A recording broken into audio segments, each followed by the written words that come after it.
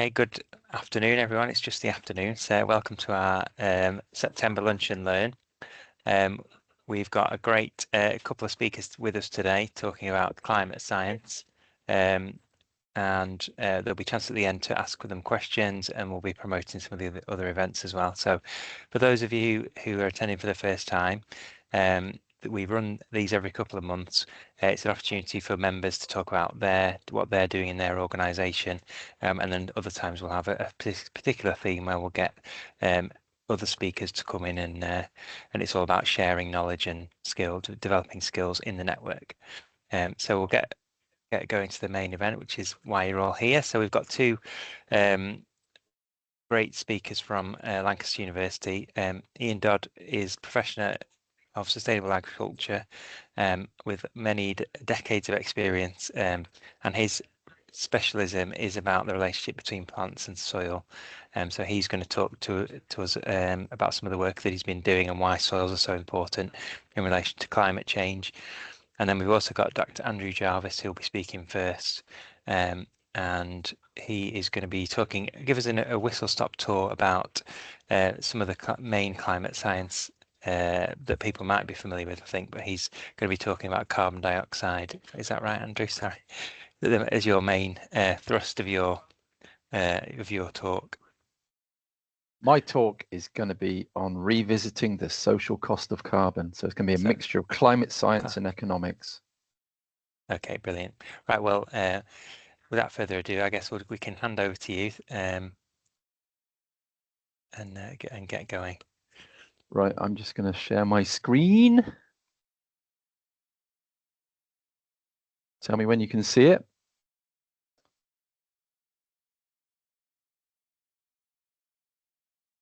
You see that, Harvey? Yeah, that's up. Thanks. Yeah, but yeah, we can see all of your slides. You should just be able to see my. Rather than the main one. You can't see the main one. No. How does that work? Okay, I know how to do that. Bear with me.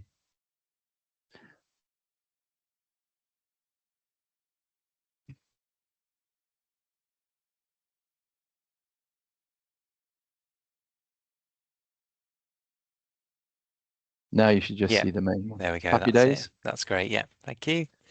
Poke me if people have questions en route, Harvey. But I'm just going to be looking at my own slides, I think. So, hi everyone. Thank you, Harvey, for the invitation. I'm going to revisit something that certainly in the EU and the UK we have walked away from, and that is trying to build an understanding of what the cost is to the global economy of emitting a ton of carbon. And they call that the social cost of carbon, and it's become deeply unpopular in the UK and the EU, and I want to try and raise its popularity. It's going to be a bit of a whistle-stop tour, and just to give you a flavour of how we go about thinking about and calculating this thing, and why we might want to do that. And then I'm going to point you to resources if you're interested in learning a little bit more. My aim to talk to you and other groups that I've spoken to about this recently is to try and broaden our understanding of what the real risks are for us individually when or that we impose on the economy as individuals when we make our decisions to fly to New York or do whatever we do with our carbon expenditures. And again, this will be just introductory and flagging how you might think about deepening your understanding of that. It is pitched in such a way, I hope, that it's accessible to all you guys, even though it does touch on some deeply complicated issues. And again, it's designed specifically so that people can start to interact with this critically important but rather difficult to access element of the climate debate. So what we're going to cover what the social cost of carbon is briefly, and then we're going to spend most of our time thinking about how we should go about calculating it. And I'm going to show some new innovations that will help us calculate it in a way that hopefully will be more transparent than the very obscure ways that we've used in the past that have forced the EU and the UK to walk away from it as an idea. And my take homes are going to be hopefully a feel for the size of these costs, and so that we can think about them in relation to our decisions, and hopefully in the end that drives our behavior. And a theme within that is this idea of radical simplification. Yes, what we're going to look at is unimaginably complicated, but that doesn't mean to say that we can't apply radical simplification to help wrestle some of that complexity to the floor and bring some transparency, possibly. Let's see. Okay, so we're going to stay here a little while because you're going to be familiar with different ways of costing carbon, I would imagine. The first one you might be familiar with is something called emissions trading. There's the UK emissions trading scheme, the European emissions trading scheme. There's one on the west coast of America as well. And what that is where the government issue permits to emit, and they give them to large emitters. And then if you come in under your permit, you can then enter a market to sell your excess permit to other people who are over permit, and a price emerges from doing that. And that's called emissions trading. Just to give you a feel for that, the current UK emissions trading price is somewhere of the order of £40 per tonne CO2 equivalent, and is rising slowly. One that this group probably is much more familiar with, either directly or indirectly, is the voluntary offset market. So you do projects like changing land use to trees, and you get that then verified in some way, so that you can sell the net carbon that land use change draws down out of the atmosphere, and then you'd sell those, we should call them offsets, not a nice word for them, but let's call them offsets, in the voluntary offset market. And so somebody else then who wants to fly to New York or do something and salve their conscience can then buy your carbon removals from your trees. And the current voluntary offset market price for woodland in the UK is again of the order of about £40 per tonne CO2 equivalent. The next one that you may have come through if you're in the public sector through things like public sector decarbonisation funding that has just recently been stopped by the Labour government, is a thing called marginal abatement costs. So how much more money would I have to spend on a project for it to reduce the tons of carbon emitted by X? So I want to put a heat pump in instead of put a gas boiler in my public building.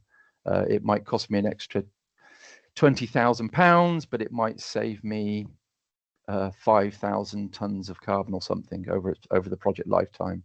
And the ratio of those two is the marginal abatement cost of carbon. And again, that is somewhere of the order, well, the public sector decarbonisation scheme has that set at a threshold price of £500 per tonne carbon, and they don't look at projects that don't fall below that threshold.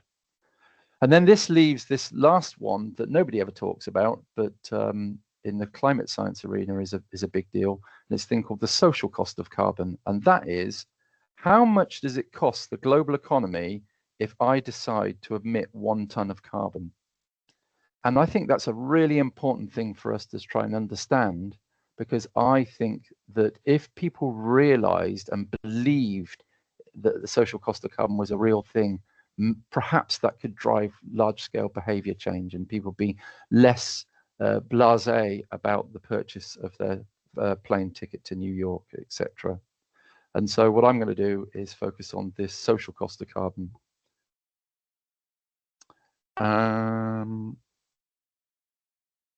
So what is the social cost of carbon? As I said, it's the how much it costs the global economy if I emit a CO2 equivalent into a ton of CO2 equivalent into the atmosphere.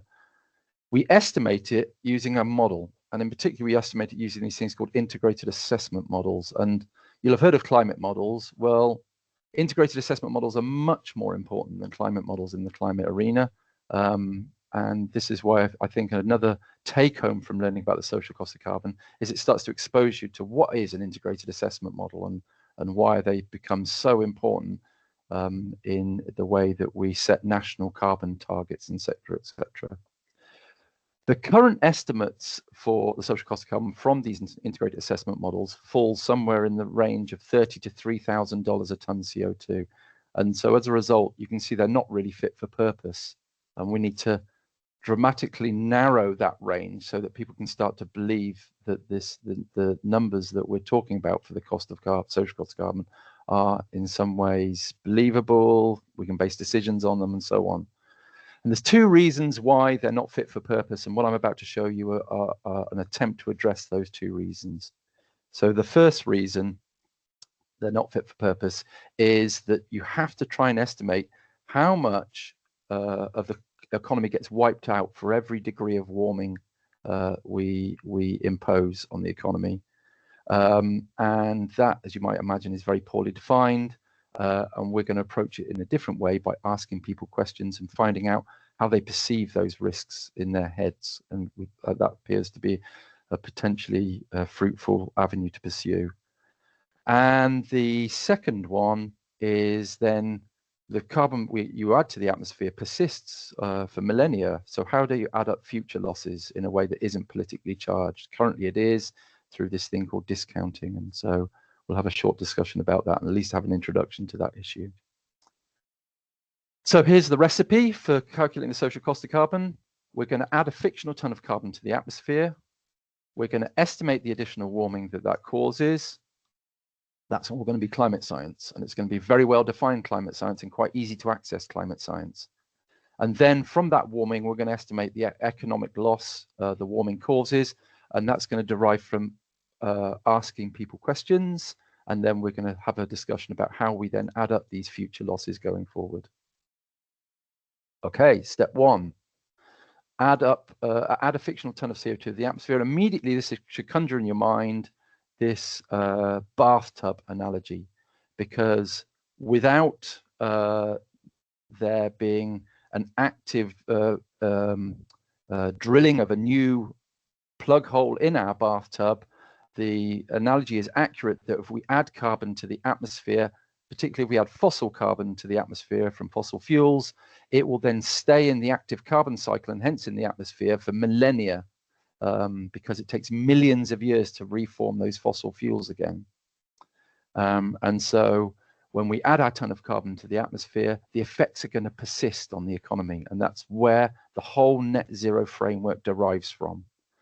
Everything I'm going to say about adding carbon and emissions is going to also apply to removing of carbon through, maybe your interests are enhanced soil carbon or planting trees and so on. So it isn't just about the fossil fuel emission side of the inventory, it's also about the net removals and the perceived value of those net removals.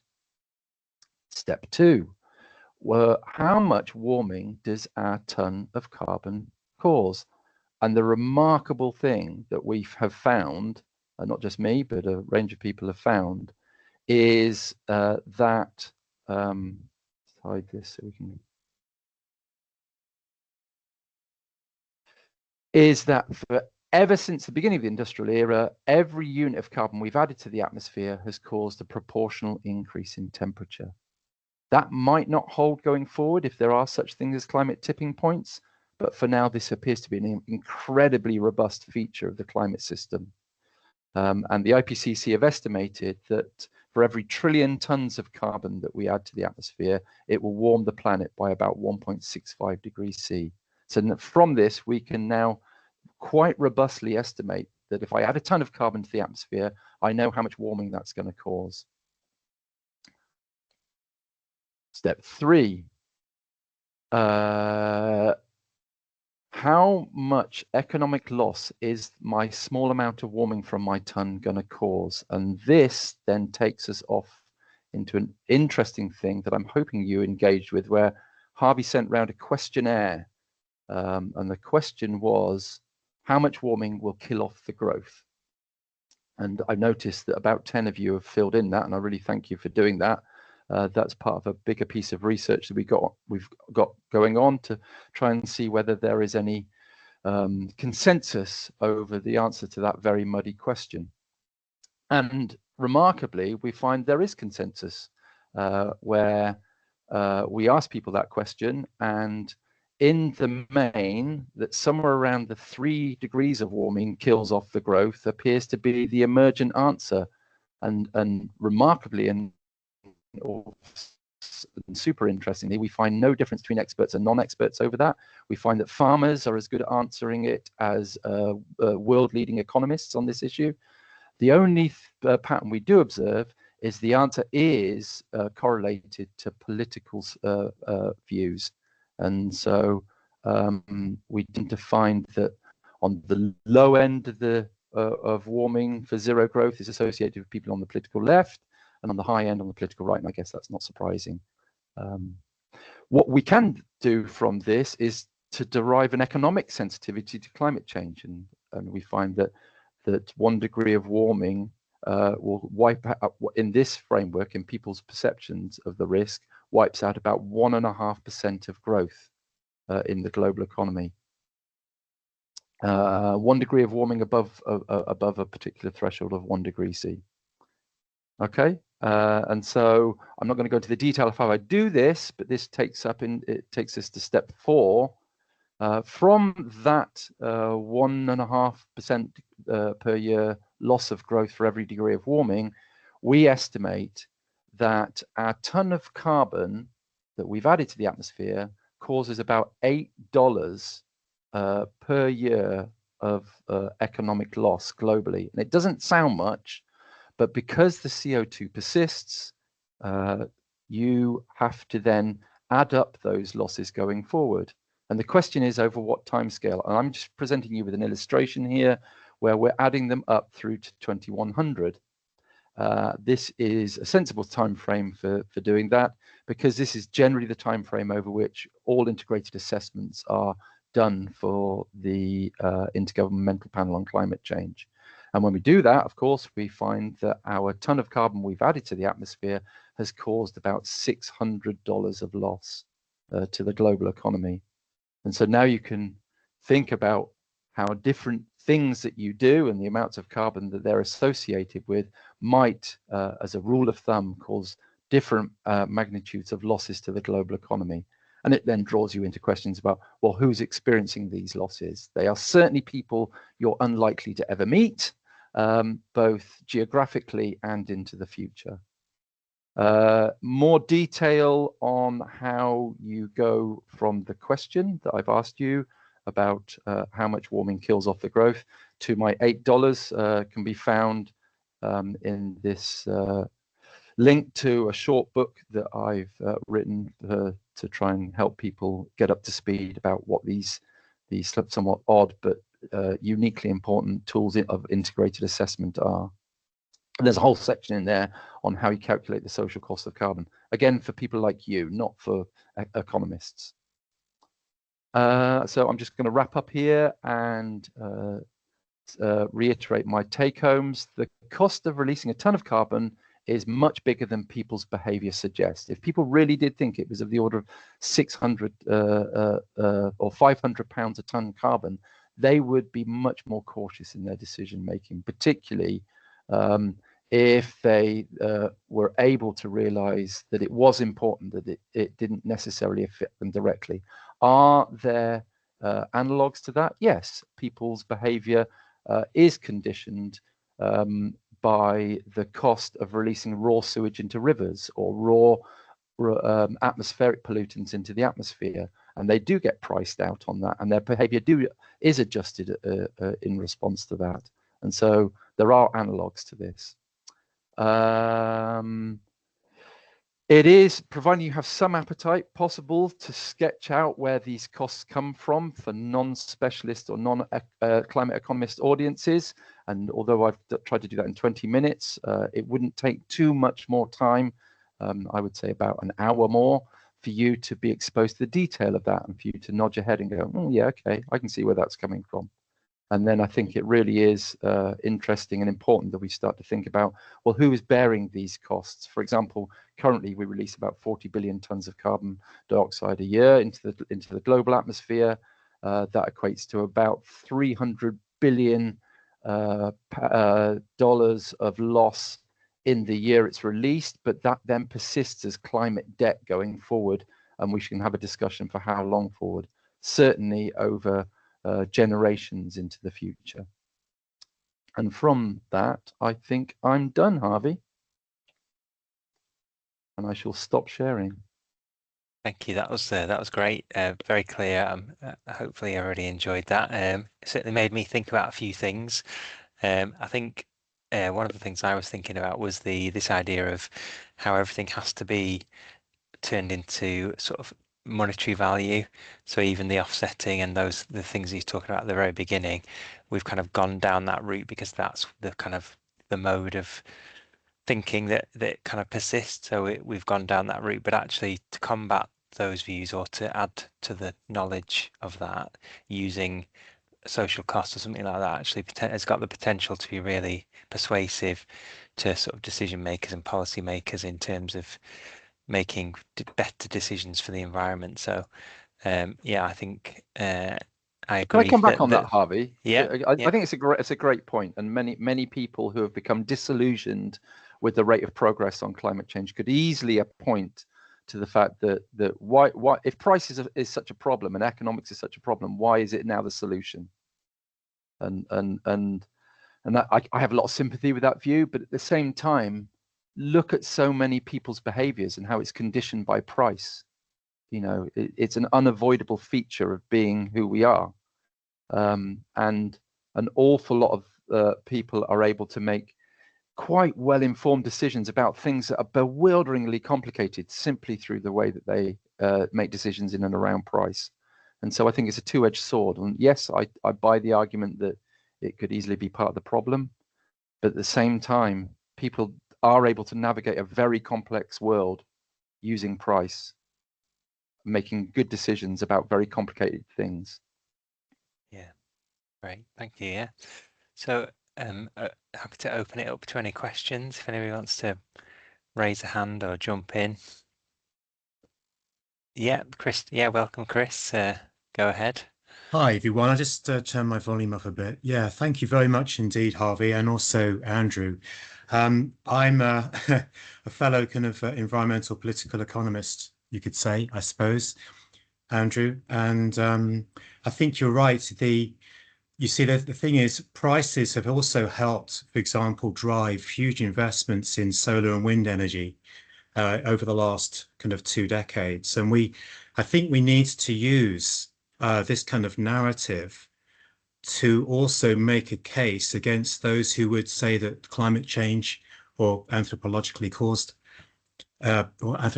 caused climate change isn't happening. I mean, you saw President Trump's awful, worrying speech at the United Nations a couple of years ago. And, you know, I wouldn't say that he is someone who would even enter into a dialogue about this, but there are some who are on the kind of balance between, well, how much is it going to cost us, to deal with climate change, looking at it from a short and medium termist point of view. And I think if we could use economic arguments such as the ones you're proposing, I think that does help us in some way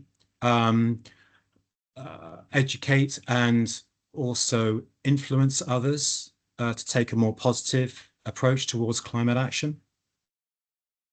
Yeah, it's a great point, and not just speaking across the political divide. I mean, speaking within the political niches. I mean, there we are. Maybe lots of people in this network doing lots of good work in and around generating offsets and projects that are associated with offsets through carbon, soil carbon or woodland carbon and so on, but then selling them at prices orders of magnitude below their social cost.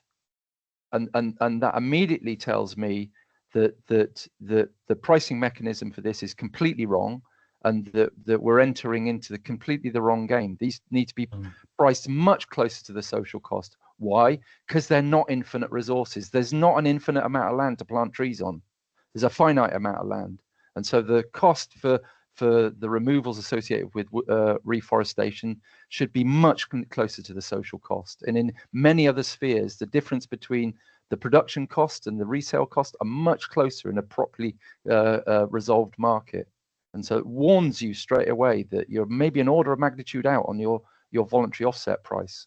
And if you go and buy your plane ticket and think you can salve your conscience for a tenner, you are deluding yourself. You can't do that. Yeah, I think that's something that we've struggled with at Ribble Rivers Trust, looking at offsetting.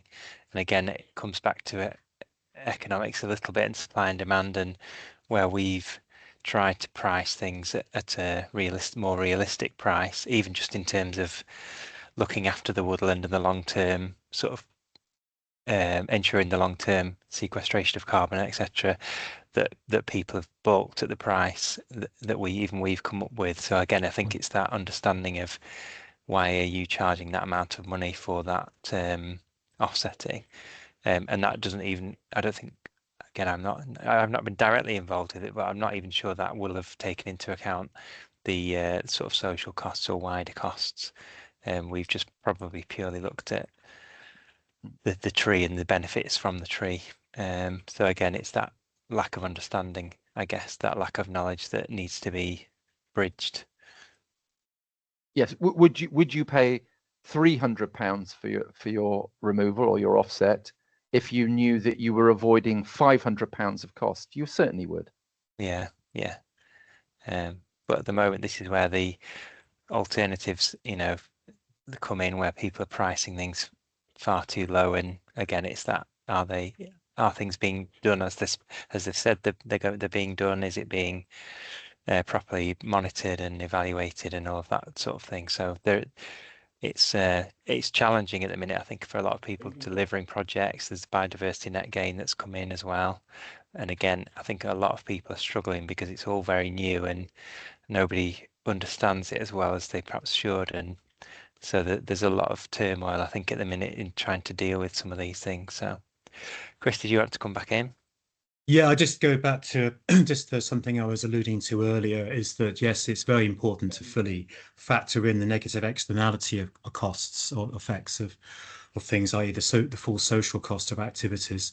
But we're in a bit of an ideological kind of like warfare at the moment in certain parts of the world. I mean, the United States is, President Trump does not obviously represent every view in the United States about climate action. But we need to develop and develop narratives that can engage and counter the misinformation that's being peddled in certain parts of the world, especially some of the more powerful ones, like in the United States. Thanks. Yeah. Thanks, Chris. I think it's a great point. And fight from where you're strong. And yes, if anybody wants to ever argue that emissions are not driving temperature, that graph I showed you of the relationship between atmospheric CO2 and temperature is just like your backstop. Yeah, you see that's the Trump's view is anti-science, I would say. But if you kind of shift it to more of a kind of like economic science, the kind of language he kind of understands, is a very powerful weapon, I think, if you can develop these concepts that you've been talking about. So thank you, Andrew, for your work on this. Yeah. Thanks, Chris. Yeah, thank you. Any other questions for Andrew? Yeah, go ahead, Ian. Andy, could I jump in here? It probably hasn't escaped you notice that China has agreed certain emissions target reductions this week, I think. And I'm wondering if you could speculate what might be driving that. I realise they've invested hugely in renewables in recent years, and I think they're in a position now where some of the targets that they have set will be achieved probably earlier than they have committed to, which obviously paints them in a great political light. But I'm wondering what's driving this change in their policy, whether it's recognition of some of these economic costs. I mean, we've seen yesterday that a massive typhoon has slammed into to South China. Clearly, there are concerns about desertification of some of their agricultural regions in the northwest of the country, and I know food security is paramount in terms of, Chinese political thinking, given their recent history over the last 100 years or so. So I realize you might not be that up to date on Chinese political thinking here. I'm probably asking the wrong person, but I just wonder what might be driving this change in policy. I'm happy to give it a go though, Ian. So yeah, go for it. It's not a change in policy. They've had peak 2030 and declining emissions as their net zero strategy on the table for a decade. It's just a restatement of that. They've now defined the rate of decrease post 2030, which is just so that's and why? Well, two reasons, three reasons even. Firstly, they're a technocracy run by engineers. I mean, that's their background, and secondly, they, through their experience of the learning curves associated with their wind and solar huge rollout, recognize these things are achievable.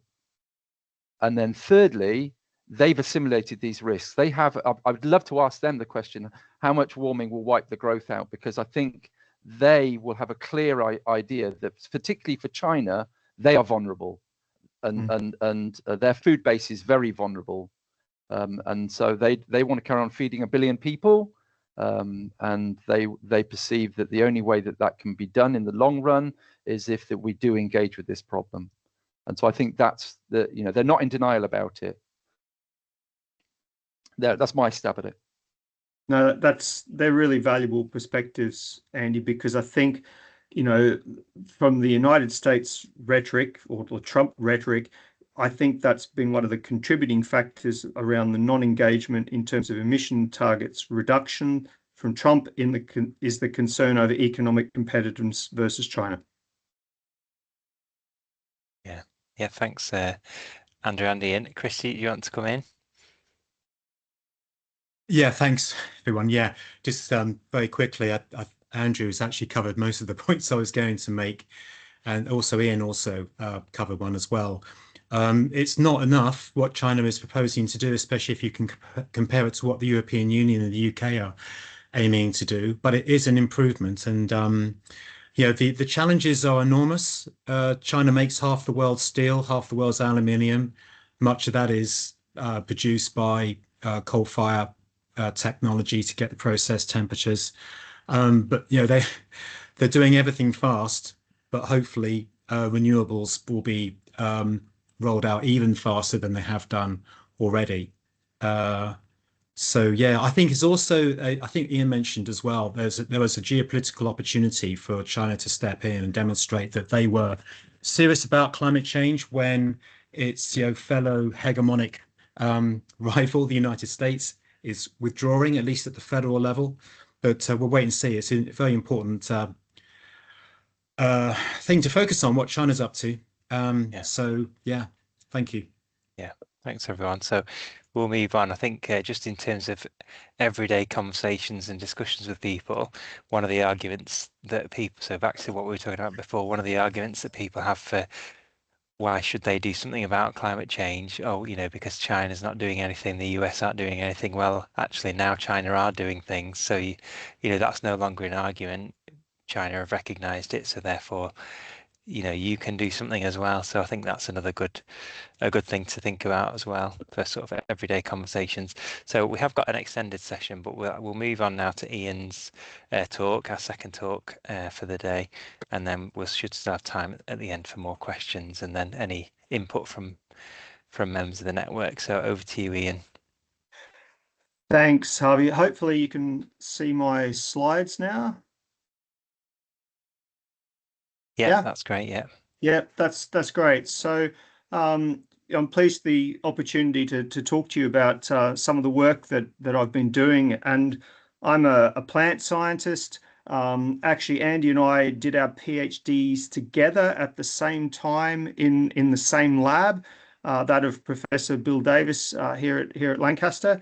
And these sort of montage of images gives you a fair idea of how my interests have evolved over the course of my career. So if we look on the left here, we can see me measuring plant water status in a pressure chamber, because I was interested in the impact of water status on leaf functioning. I've spent a lot of time looking at how plants access water in their environment, particularly where they're taking up water from, and how that affects a sort of signaling process between the roots and the shoots to regulate crop water use. And I've tried to apply that knowledge in different irrigation systems. This is a trial we did at Myerscough College about 10 years ago with different irrigation treatments. I've cut the top off the image, but actually this was conducted in a polytunnel because we didn't want the Great Lancashire climate confounding our deficit irrigation treatments. And more recently, I've spent a lot of time internationally working with scientists in other parts of the world, such as Ghana, as you can see here, and I'll get to that at the end of my talk today. So you might think it's a bit strange, an Australian interested in crop water use, living in the northwest of England, which is, one of the wetter parts of the UK. This is our campus here of Lancaster University, surrounded by these green and pleasant pastoral lands. Perhaps things are changing a little bit. August 2022 was perhaps a bit of a wake-up call for the UK. This is a satellite image taken in August, the peak of summer. Here we are in Lancaster, still looking fairly green, but for most of the UK, that was a very, very dry period.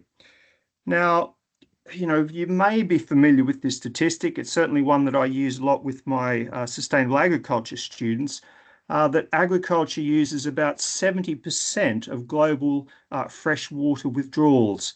There's huge variation in what each nation withdraws for agricultural water use, as you can see by the map here.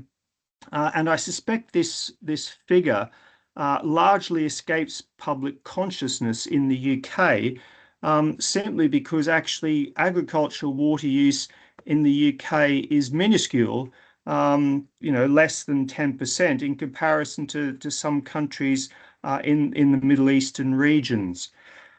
So, what are the consequences of this agricultural water use? Well, you're probably fairly familiar with some fairly high-profile examples, such as the Aral Sea in Central Asia, which was once the fourth largest freshwater lake system on the planet.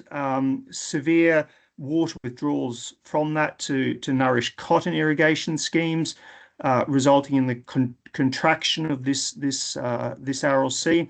Rivers not flowing to the sea where in historical times they have. And this is, I've got some data from the North China Plain, which is one of the bread baskets of China. And you can see these are underground impacts of water withdrawal for irrigation. So we can see a decrease in the groundwater depth over times at a number of different sites in the North China Plain.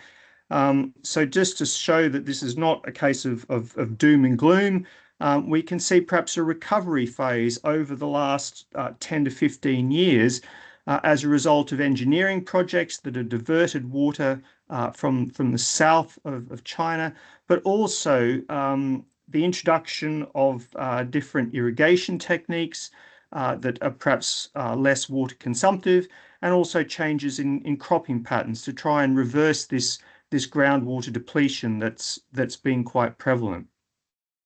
So one of the key issues is, well, why are these plants using so much water? And in this case, I'm going to blame physics for this. Here we have a conifer tree. You can forget the detail of the cellular movement of water within the plant. What I want you to focus on is this arrow here, which is the water potential gradient, which indicates the driving force for water movement between the soil, through the plant and into the atmosphere. And if you just look at these numbers here, and I'm not going to elaborate too much more on water potential, but you can see they become dramatically bigger as you move through the plant. It allows the plant to take up water from the soil. But then once you get into the atmosphere, you've got this massive increment in terms of water potential between the inside of the leaf, which is essentially saturated, and the outside air, which is very, very dry. And the sort of driving force for water movement is something we call vapor pressure deficit.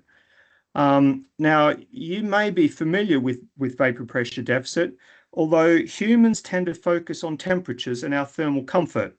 And so, at our weather station at Lancaster University, here's James Heath making some recordings. He does this on a regular basis.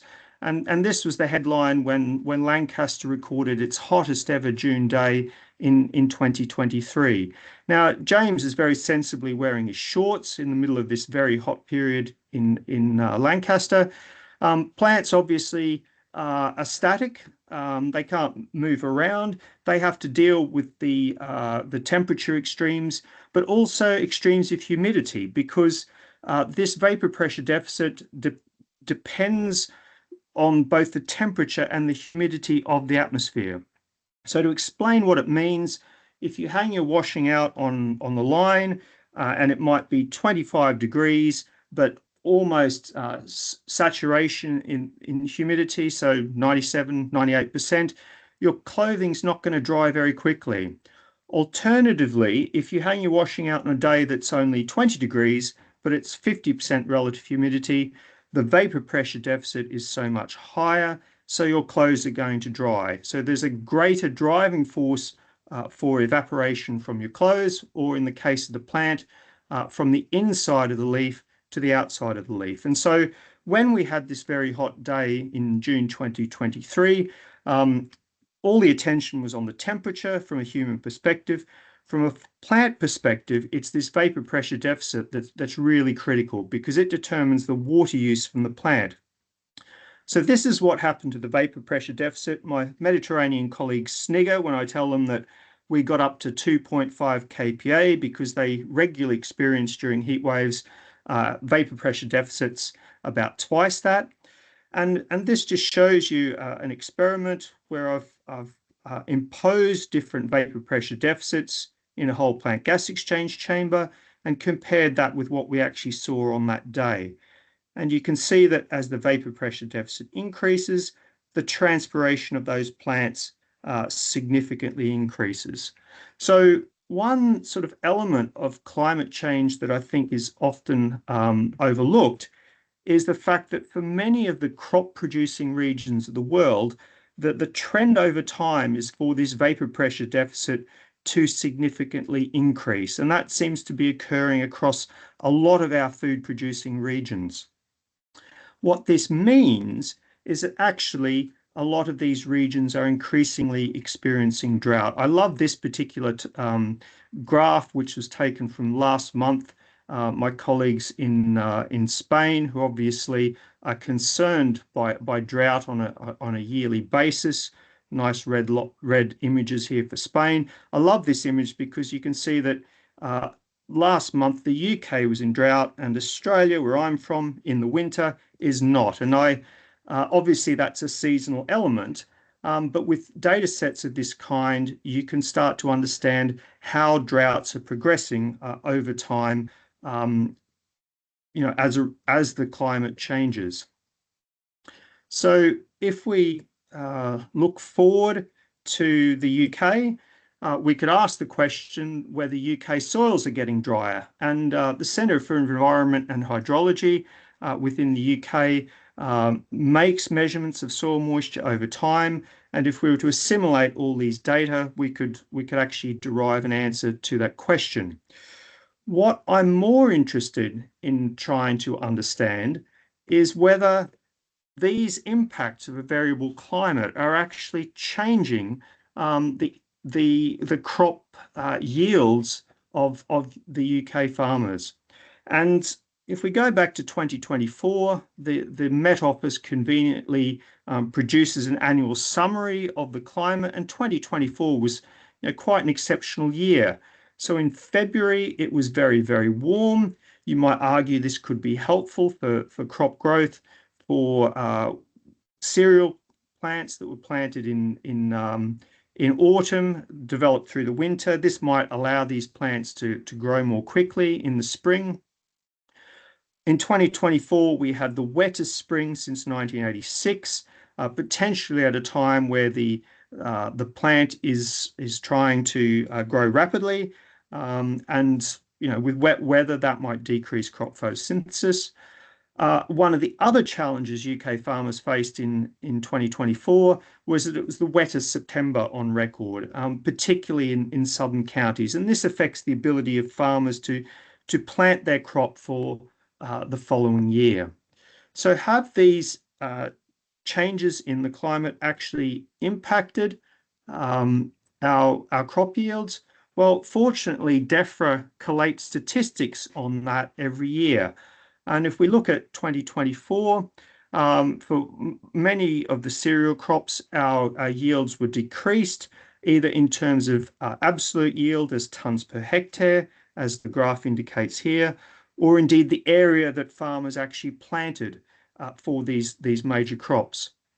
So from a UK food security perspective, there's 2 points I'd like you to take from this graph. One is that over time, the last 20 years, crop yields are fairly stable from year to year.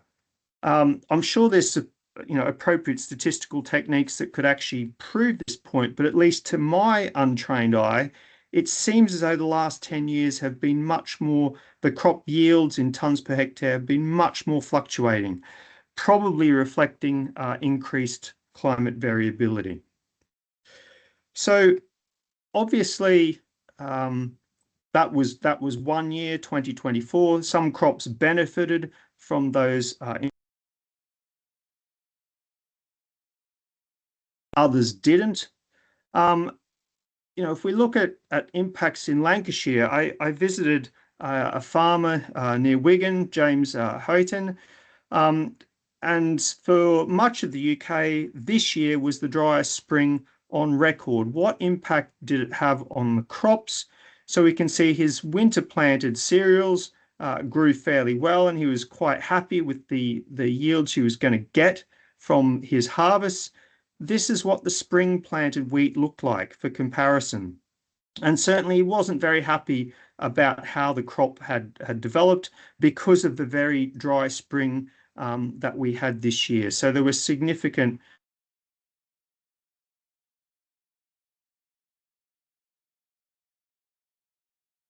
even as recently as last week, the Environment Agency still regarded Lancashire as being under droughted conditions.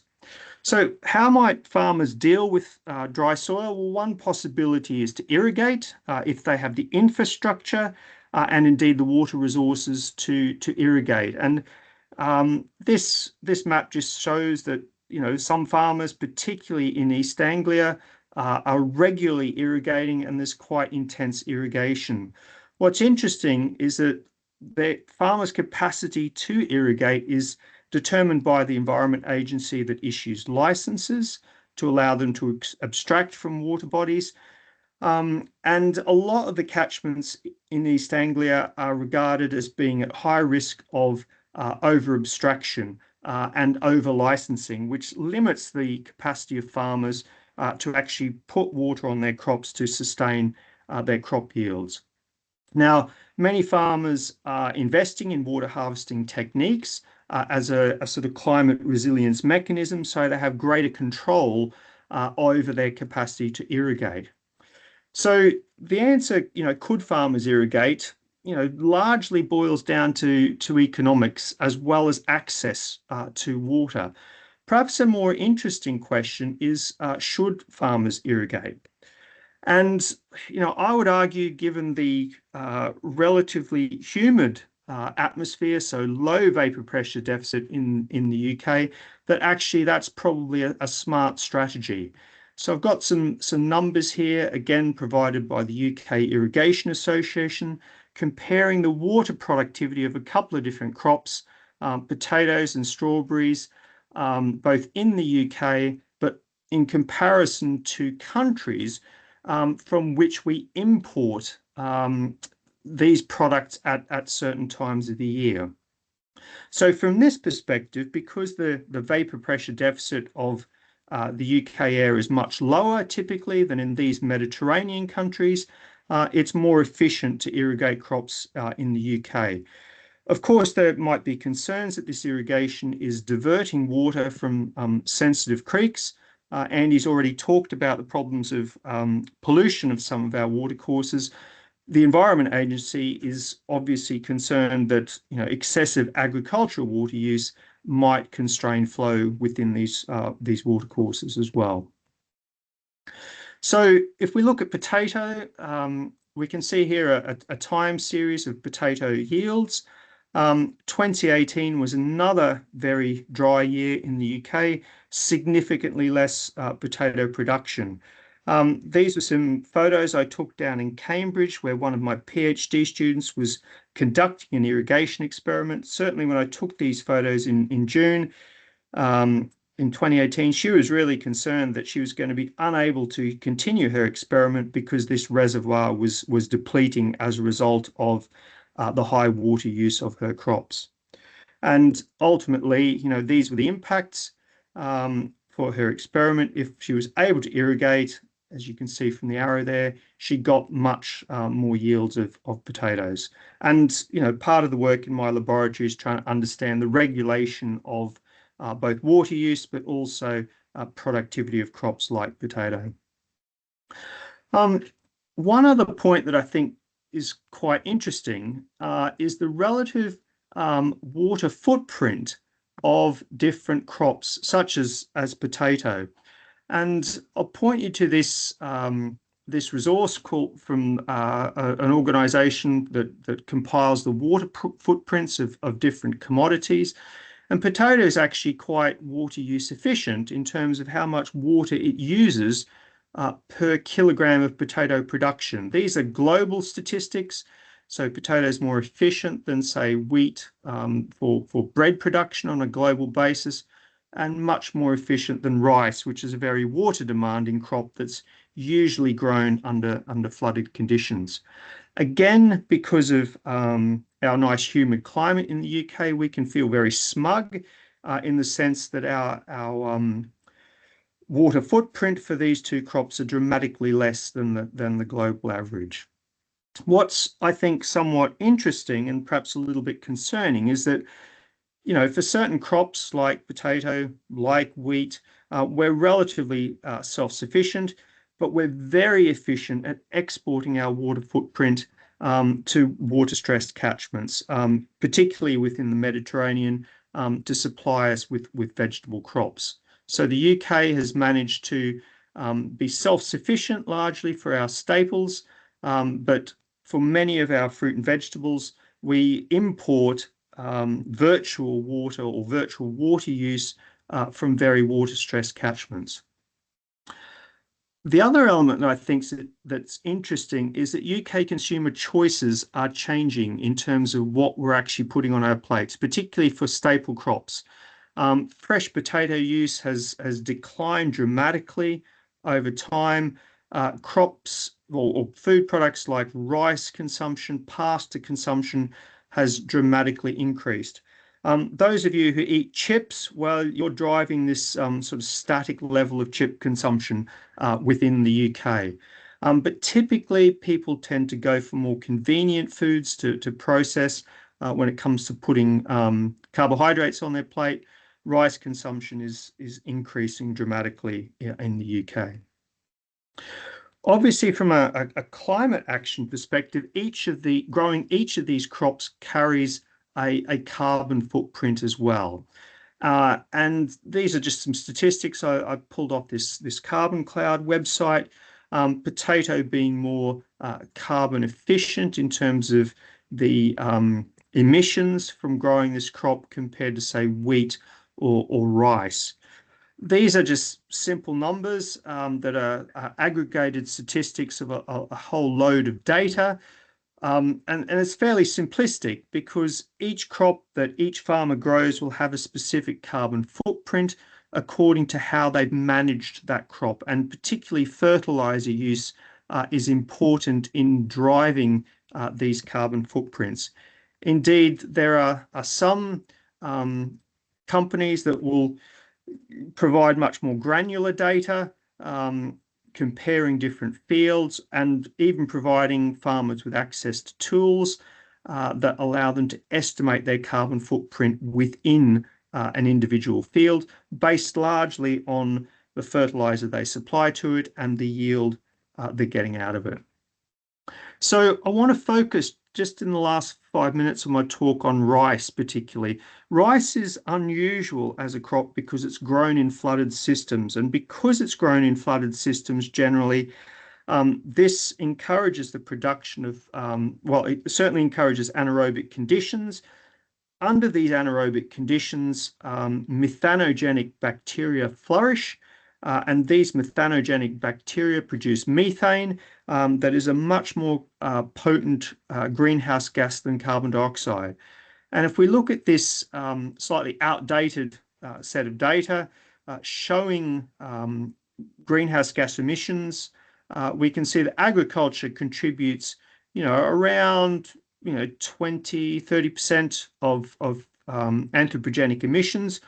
Of that, about 1.3% of our global emissions are generated by rice because of this methanogenic process occurring within flooded soils. Is there a good news story about this? Well, potentially by changing the agronomy of this crop, by varying its fertilizer supply, we can potentially reduce methane emissions from rice.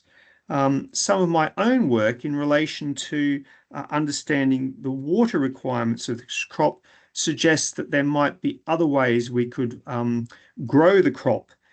So with colleagues in Ghana, we've had a large project that was funded from 2018 to 2022. This was the Recirculate project, funded through the Global Challenges Research Fund, and we were looking at water-saving irrigation techniques for Ghana, primarily with a view to improving water use efficiency, but there could also be benefits of letting the soil dry out in terms of reducing carbon emissions from this cropping system. So this alternate wetting and drying, to implement the experiments, what we did is we put perforated plastic tubes into the field, and this allowed us to measure the water table height. Here's my colleague measuring water table height. So instead of growing the crop with the water above the surface of the soil all the time, which is the typical way that farmers grow the crop with continuous flooding, we let the crop dry the soil, then we reflooded it, dry the soil again, reflooded it, and then did a series of cycles. And what we found was that we were able to reduce water use by about 30%, and yet we were able to sustain our yields over a couple of different seasons. And so we've spent a lot of time trying to optimize this system in terms of choosing the right varieties that are more yield resilient to this alternate wetting and drying or AWD process, but also understanding, whether fertilizer source can be altered to sustain yields while implementing this technique.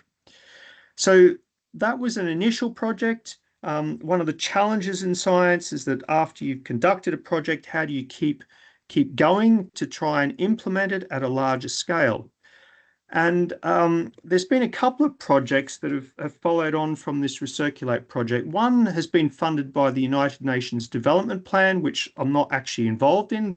It was actually a Swiss journalist who alerted me to it because it's been funded by the Swiss government, where actually, as a result of trying to carbon offset, the Swiss government has contracted the United Nations Development Programme to pay Ghanaian farmers to implement this alternate wetting and drying technique. So neither my colleagues in Ghana who pioneered the technique or the application of the technique were aware of this project. I was certainly unaware of it until this Swiss journalist contacted me and said, "Are you aware of this program? I'm not sure that this carbon offsetting is going to be that useful." And there was a huge raft of publicly available documentation on how this program was going to be rolled out. training programs for farmers, some very sophisticated apps being developed with farmers taking pictures of their fields on a weekly basis to show how they were implementing irrigation in the field. And the argument for this program is that they reference our Recirculate program and say that the technique's being promoted and that agronomically it was successful, but farmers didn't get any financial incentives to implement it. And so this United Nations Development Program is actually going to pay farmers to implement this AWD technique. And the argument is this is going to result in 1.1 megatons, I think that's right, of carbon equivalent offsetting. My concern with this is that what happens after the 8.25 years? Are farmers going to continue to implement this technique when they're not actually being paid to do so within the life of this project? Our own project, which was funded more recently, we've involved a commercial company called New Age Agricultural Solutions, and they contract farmers, provide an agronomic support package to help them gain the maximum benefit from the land that they are farming, and then ultimately the farmers sell to New Age Agriculture, who then process the rice and then market it for them. And so we thought it was quite beneficial to involve the commercial sector, simply because this is a company that deals with large numbers of rice farmers within an irrigation scheme in Ghana on a pretty much daily or weekly basis. And so what we're trying to do is further the work by choosing appropriate varieties, using organic amendments and different ways of irrigation scheduling. We accept that farmers don't necessarily want to be putting a tape measure down a perforated tube once a day. It's an imposition on their time to implement this alternate wetting and drying. So we tried to automate this process a little bit. And our preliminary data, which I only saw earlier this week, my colleague Vincent Topoku, who's been conducting these experiments, showed me greater yield with this alternate wetting and drying, again with significant irrigation savings. And the hope is that this additional yield is actually going to encourage farmers to adopt this technique because we're not paying them to adopt it. And we think that this might be might contribute to greater longevity of this practice within this irrigation scheme if farmers can actually make more money by producing more rice. So this is early days within this project, but I think it provides a nice contrast from the preceding project. Ultimately, the ambitions, I think, are slightly different, but there could potentially be climate benefits of both projects. So just by way of conclusion, I think I've got one more slide. The technology works. Yes. So I guess 3 take-home messages.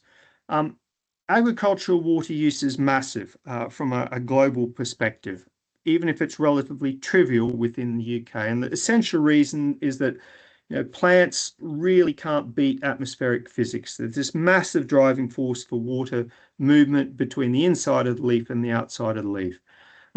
My laboratory has been looking at plants that are more efficient at restricting their water use at high vapor pressure deficits. And indeed, some plant breeding companies are using genotypes that can do this, particularly growing them in dry environments to improve crop yields.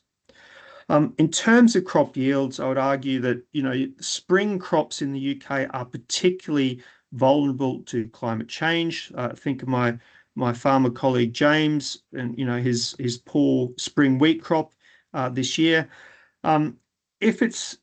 If there's water available and farmers have the infrastructure and they can gain a license from the Environment Agency to irrigate, this is a potential solution. But obviously there's an additional cost of investing in irrigation infrastructure. And for many UK farmers, traditionally, they've not invested in irrigation infrastructure because, it might be 1 year in 10 where it's needed. As the climate changes, perhaps that's, an economic decision farmers need to engage with in the UK. If you are going to irrigate, I think particularly for crops like rice, you can do it in a more climate-friendly fashion. This alternate wetting and drying technique, which we're adopting in Ghana and has been adopted in many other parts of the world, seems to be quite useful in sustaining rice yields, but uses less water and certainly decreases methane emissions.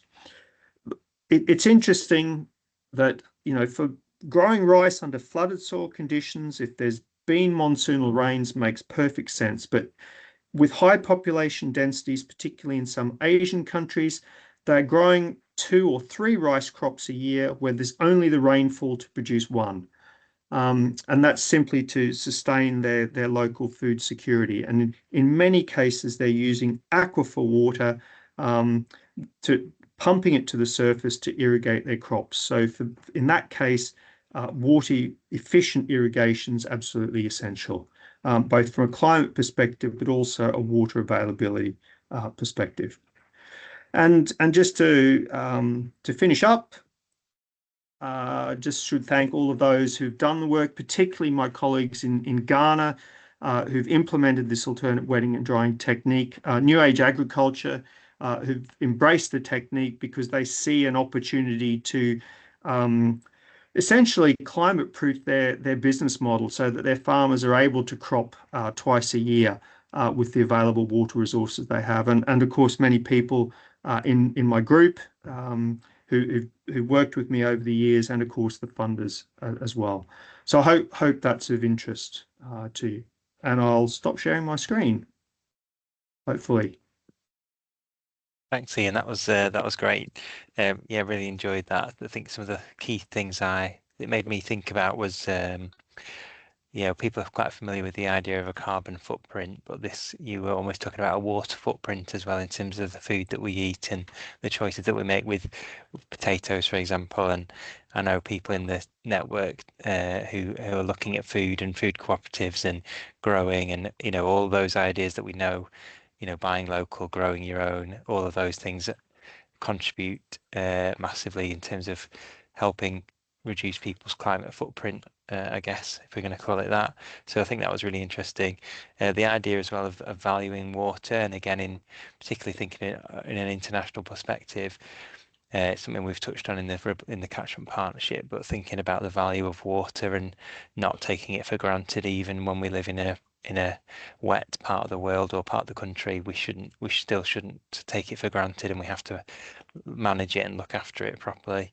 But then also I think the kind of end was that idea of positivity and hope, really, in terms of using science and experimenting and finding ways to improve yields and help people. So it's that we can get a bit down about climate change and the challenges that we're facing, but actually it can produce these really positive results that can be used in different places to have really positive impacts. So a few comments there, really, not necessarily some questions. I don't know if anybody else has got questions. If I could just respond, Harvey. Yeah, I mean, one thing I think that humanity does not value very much is food. On a global perspective, we've got about 800 million people that are hungry. And that's only going to be exacerbated by climate change. In the UK, because we're reasonably well off economically, our food supply is effectively buffered from any climatic shocks that the UK experiences. We just import from somewhere else because we've got the buying power to buy whatever commodities we need at a price that's going to be attractive to producers elsewhere in the world. I mean, notwithstanding, I think there was one example earlier this year, a few years ago, where there was a lettuce shortage. I mean, not a food security crop, but there's a lettuce shortage in UK supermarkets because there was snow in southern Spain and the crops were destroyed. And this in January, should we be eating salads? Potentially not. This seemed a really trivial element of how UK food production was experiencing a climatic shock. We can always buy our way out of problems if the price is right. The other thing that's valued even less, because UK consumers have got used to buying cheap food, is water. because we have an abundance generally in the UK. Possibly if you went to East Anglia, you'd find farmers particularly perhaps being more exercised by this particular concern. But you go to places like southern Spain, where I've worked extensively over the years. Irrigators are absolutely concerned about the sustainability of their industry. They pay significant amounts of money to buy their water and to keep their industry growing. And in that case, I would argue that water as a commodity is valued to a much greater extent than it is in the UK. I think UK farmers largely take it for granted unless the Environment Agency, suppresses their ability to abstract during the peak demand, which is when they need it. But by and large, I think most UK farmers will be less reliant on irrigation and more reliant on rain-fed cropping. Thanks, Ian. Yeah, great. Happy to take any questions if anybody wants to shout out. Rosie's just left a comment, so thank you for that. I think Rosie's had to leave, but that's great. Yeah, some big topics today, thinking globally and internationally as well. But I think I certainly saw some relations to local and my own life and things like that as well. So hopefully other people did too. Does anybody have a question for Ian or any comments or any feedback? I was wondering, Ian, whether you're seeing any crops adapting to climate change, water availability. How do you mean, Helen? As in individual crops or people or farmers actually changing the crops that they're growing in a certain area? Oh, well, yeah, that's an interesting sort of social question. Yeah, part of it. But I was thinking more of the plants themselves. Yeah, so I mean, the basis of plant breeding is to try and optimize the variety of crop that's being grown for its particular environment. So, one particular example, which I briefly alluded to during the talk, relates to maize hybrids that are being grown in the United States. So some of these maize hybrids have a linear transpiration response to vapor pressure deficit, meaning they're not very good at restricting their water use when the atmosphere gets very dry. Now, these crops do very well in more moist environments. Then Pioneer, the plant breeding company, released a series of crops called Aquamax that instead restrict their transpiration at high vapor pressure deficit. And those ones do not do very well in moist environments, but they do much better in very dry environments because they save water during the vegetative period, which means there's more water in the soil at the time they're actually filling the grain. And so these have been commercially released. And in the drier parts of the Midwest of the United States, farmers are basically planting these because they get greater yields from these Aquamax varieties. So that's a really nice example of where plant breeding has released crops that farmers can plant that offer greater climate resilience. And some of the work of one of my students in the lab has been looking at faba bean, which is she was an Egyptian PhD student, came here to work on faba bean. She was identified significant genetic variation in the faba bean crop as well. She initially used varieties that were from a cross between a French variety and an Ethiopian variety. But she's gone on back in Egypt to actually identify significant genetic variation for this trait in Egyptian faba bean varieties as well. And so the hope is, I mean, Egypt's massively concerned about the availability of water, particularly now that I think it's called the Grand Renaissance Dam has been completed in Ethiopia. They're concerned about water releases to sustain flows in the Nile. So, I hope that she'll get continued funding for this work in Egypt. Humans tend to be and farmers tend to be quite conservative in the sense of, oh, I've always grown wheat here, or I've always grown maize here. I'll just adapt the crop because it suits my cropping calendar, or I get greater I get greater economic returns from wheat than, say, faba bean, for example. One of my other students, she did a data mining project recently where she looked at crop yields at Rothamsted Research in UK, comparing wheat versus grass. And what was abundantly obvious, that if you got more water, more rainfall in the season, you grew more grass. Perhaps not rocket science. At Rothamsted, if you got more water, you got less yield. That wheat was better adapted to a drier environment. And these two fields are separated by a kilometre, right? And I often think we need to be thinking about what crop species we should be growing in the future, not necessarily, what variety of crop. Because I think as climate changes in certain parts of the world, cropping of traditional crops is going to become untenable in certain regions as the climate gets hotter and drier. Alternatively, there'll be parts of the world that have been unavailable for agriculture that we will be able to expand our cropping regions into. Thank you, Ian. That's great. Hope that helps answer the question. Thank you. Yeah. Anybody else with a question or feedback? Thanks, Alison, in the chat for some feedback. Thanks to both speakers, really interesting topics, and thanks for explaining aspects with great images, graphs, case studies and stories. Lots of food for thought, pun intended. Any other feedback or questions? So we are getting towards the end of the session. Anyway, yeah, Grace, over to you. You're just on mute.